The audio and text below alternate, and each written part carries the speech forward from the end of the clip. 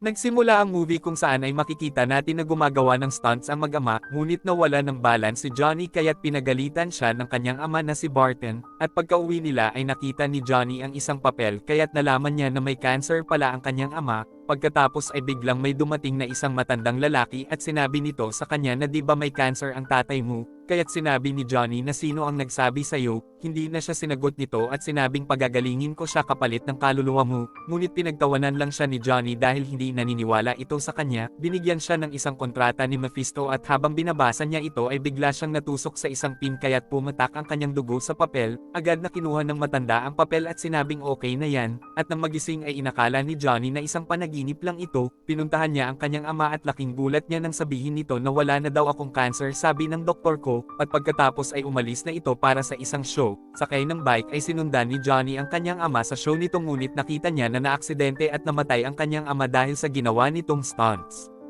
Pagkatapos ay nagpakita ulit sa kanya si Mephisto, masamang-masama ang loob ni Johnny dahil sa pagkamatay ng kanyang ama, kaya't nang dahil dito ay lubha siyang nasugatan nang bigla siyang sumemplang sa daan, pagkatapos ay nagpakita na naman si Mephisto, sinabi niya dito na bakit ayaw mo akong pigilan, ikaw ang pumatay sa aking ama at bakit alam mong may cancer siya, ngunit hinawakan siya sa dibdib ng matandang lalaki at sinabing kalimutan mo na ang mga kaibigan, mga kamag-anak at ang minamahal mo, at mula ngayon ay magtatrabaho ka na sa akin, at bumagsak siya pagkatapos mamula at mag-apoy ang kanyang mga mata, at pagkadating niya sa meeting place ng kanyang girlfriend na si Roxanne ay hindi na niya pinansin ito at umalis, at ipinakitang gagawin na ni Johnny ang isang napakadelikadong stunt kung saan ay tatalunan niya ang mga kotse, ngunit nangyari ang isang masamang aksidente at inakala ng lahat na patay na siya, at nang magising ay manghang-mangha ang mga manunood dahil tila wala lang nangyari sa kanya, kaya't nang dahil dito ay nabalita siya at sumikat. Samantala ay dumating ang isang lalaki na ang pangalan ay Blackheart sa isang bar at pinatay niya ang lahat ng mga tao sa loob, at makikita natin ang tatlong mga falling angel doon at sinabi ng mga ito kay Blackheart na ano ang ipinunta mo dito, narito ako upang kunin ang kontrata ng San Veganza at nakatago ito sa isang libingan at kailangan niyo akong tulungan. At kapag nakuha ko na ito ay ako na ang mamumuno sa buong mundo, at pagkatapos ay sinabi ni Blackheart sa kanyang demonyong ama na si Mephisto na ipaubaya mo na sa akin ang lahat at ito na ang oras ko upang mamuno, oo darating din ang oras mo ngunit para sa akin ang oras ngayon, hindi mo ako mapipigilan dahil wala kang kapangyarihan, oo wala akong kapangyarihan ngunit ang rider ko ay mayroon at hindi niya hahayaang gawin mo iyan, baka gusto mo ilibing ko kayong buhay ng Ghost Rider mo, at pagkatapos ay umalis na ang kanyang ama. Samantala ay makikita naman natin si Johnny na naghahanda na para sa kanyang longest jump, ayaw niyang magpapasok ng mga reporter ngunit sinabi ng kaibigan niyang si Roxanne na kahit ako ba ay hindi po pwede, kaya't nagpa-interview na si Johnny dito, at makikitang walang kahirap-hirap na tinalon lang ni Johnny ang mga helicopter, kaya't hangang-hanga ang lahat ng mga tao sa kanya. Pagkatapos ay nakipagkita siya kay Roxanne, galit pa din ito sa kanya dahil sa ginawa niya dito noon, ngunit napapayag naman niya ito na makipag-date sa kanya mamayang gabi, nakagayak na sana siya ngunit bigla niyang nakita na nagbaga ang kanyang mga kamay, at pagkatapos ay narinig niya na may tumawag sa kanyang pangalan, ngunit paglingon ay wala naman siyang nakitang kahit sino doon, at biglang kusang nag-start ang kanyang bike, nagpakita ulit si Mephisto at sinabi niya na layuan mo na ako, ngunit ipinag-utos sa kanya ng demonyo na hanapin mo si Blackheart at patayin mo siya, hindi ko gagawin yan bakit hindi na lang ikaw, kailangan mo sumunod sa akin dahil pumirma ka na sa akin ng kontrata, at pag natapos mo na ang trabaho mo ay ibabalik ko na ang iyong kaluluwa.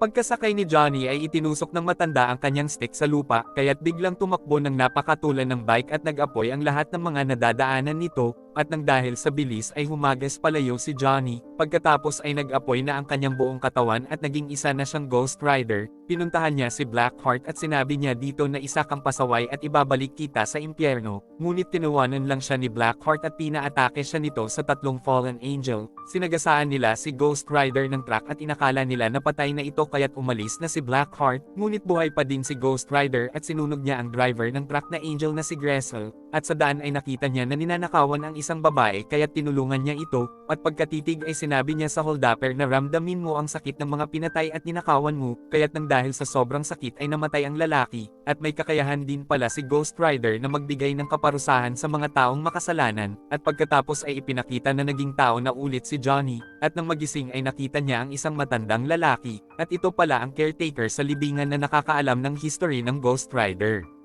Sinabi nito na alam ko na isa kang Ghost Rider, at kailangan mong tuparin ang isang kasunduan, at pagkatapos ay umalis na si Johnny at nakita niya na nawasak na ang buong lungsod, at walang nakakaalam kung sino ang may kagagawa nito. Pagkatapos ay nakita niya si Roxanne at nilayasan siya nito dahil hindi siya nakipagkita kagabi. Pagka-uwi ay nabasa niya na pwede palang kontrolin ng mga Ghost Rider ang kanilang apoy kung gugustuhin nila. Dumating si Roxanne at nag-sorry sa kanya ito, at dahil gabi na at magiging si Ghost Rider na siya kaya't napilitan siyang paalisin na ito. Nagalit na naman sa kanya si Roxanne kaya't sinabi na niya ang totoo dito, ngunit nilayasan lang siya ng kaibigan dahil hindi ito naniniwala sa kanya. Samantala ay isinisi ng mga pulis kay Ghost Rider ang lahat ng mga pagkawasik na nangyari sa lungsod, kaya't hinuli nila si Johnny at ikinulong, ngunit pagsapit ng gabi ay tinunaw niya ang mga bakal sa kulungan upang mapuntahan niya si Blackheart, at nang malaman ito ni Blackheart ay inutusan na naman niya ulit ang mga Fallen Angel upang pigilan si Ghost Rider. Samantala ay pinaghahanap din siya ng mga pulis. Nakita siya ni Roxanne na pumapanik sa isang building kaya't naniwala na ito sa kanyang pag-amin kanina, at pagkatapos ay tinitigan niya ang Air Angel na si Abagor ngunit wala namang nangyari dito dahil may kapangyarihan ito ng hangin, kaya't kinuha niya ang kanyang mahabang kadena at pinaikutan niya ito ng apoy at sinunog. Pagkatapos ay sinabi niya sa caretaker na paano ba itong matatapos, magtatapos lang ang lahat kapag namatay na si Blackheart, at dinala siya nito sa libingan ni Carter at sinabi na isa din siyang Ghost Rider at ipinadala siya upang kunin ang mga kaluluwa ng mga tao sa San Veganza ayon sa kontrata, ngunit nang malaman niya na mahirap gawin ito ay hindi niya ibinigay ang kontrata kay Blackheart, at gusto itong kunin ni Blackheart dahil gagawin siya nitong makapangyarihan. Pagkatapos ay pinuntahan na niya si Roxanne ngunit nakita niya doon si Blackheart, inatake siya nito at naging si Ghost Rider na siya at pagkatapos ay sinabi niya sa demonyo na tumingin ka sa aking mga mata, ngunit hindi naman ito tumulab kay Blackheart dahil wala naman itong kaluluwa, at sinabi nito na kung gusto mong iligtas si Roxanne ay puntahan mo siya sa San Veganza at dalhin mo sa akin ang kontrata. Pagkatapos ay kinuha na nito si Roxanne, sinabi niya sa caretaker na gusto kong iligtas ang aking kaibigan at hiningi niya ang kontrata dito, ngunit tumanggi ang matanda dahil wawasakin ni Blackheart ang buong mundo. Ngunit sinabi ni Johnny na basta magtiwala ka lang sa akin, pero alam ko namang hindi mo ibibenta ang kaluluwa mo nang dahil sa kasakiman kundi dahil sa iyong pagmamahal kaya tutulungan ka din ng Diyos, at alam ko na ikaw ang makakapatay kay Blackheart at halika na at sasamahan kita sa San Veganza. At pagkipitaw ng caretaker ay dumating na ang kabayo nito, at pagkatapos ay naging isang Ghost Rider na din ito, at lumalabas na siya pala talaga si Carter na hindi nagbigay ng kontrata ng San Veganza dati kay Blackheart. Pagkatapos ay lumakad na silang dalawa papunta sa San Veganza. Pagkarating sa lugar ay sinabi ng caretaker na hindi na ako pwedeng magpatuloy pa dahil isang beses na lang akong pwedeng maging isang Ghost Rider. At pagkatapos ay nagpaalam na ito sa kanya, samantala ay pumasok na sa loob si Johnny, nilunod siya sa tubig ng Water Angel na si Wallow, ngunit naging Ghost Rider si Johnny at pinatay niya si Wallow. Pagkatapos ay nagpunta na siya kay Blackheart at sinabi niya dito na palayain mo na siya. Pagkahagis kay Roxanne ay lumapit na siya kay Blackheart ngunit hindi niya ibinigay dito ang kontrata.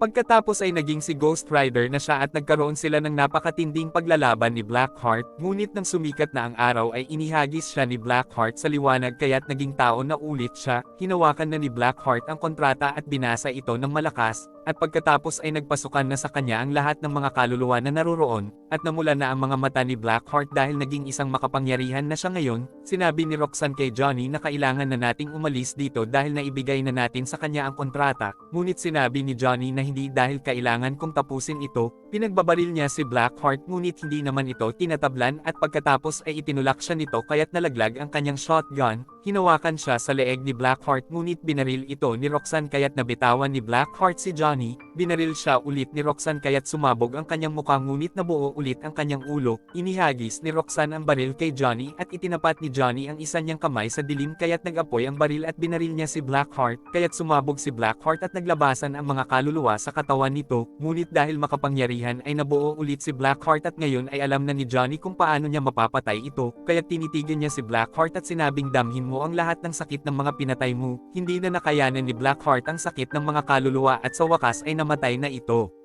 Pagkatapos ay nagpakita na si Mephisto at sinabi na nagawa mo na ang pinagagawa ko at ngayon ay pinalalaya na kita, at maaari ka na mabuhay ngayon ng masaya at normal gaya ng gusto mo, ngunit sinabi ni Johnny na gagamitin ko ang kapangyarihan na ito laban sa iyo at sa lahat ng mga gumagawa ng masama sa mga inosente. Sinabi ni Mephisto na pagbabayaran mo ang ginawa mo, at pagkatapos ay naging demonyo na ito at nawala, at sa labas ay sinabi ni Roxanne na may second chance ka pa sa akin at naghalikan na sila. At dito na po nagtatapos ang ating movie. Mag-subscribe ka na po Lods para sa magagandang mga movie na katulad nito. Maraming salamat po sa iyong panunood at pagsuporta. Ingat po palagi Lods. God bless.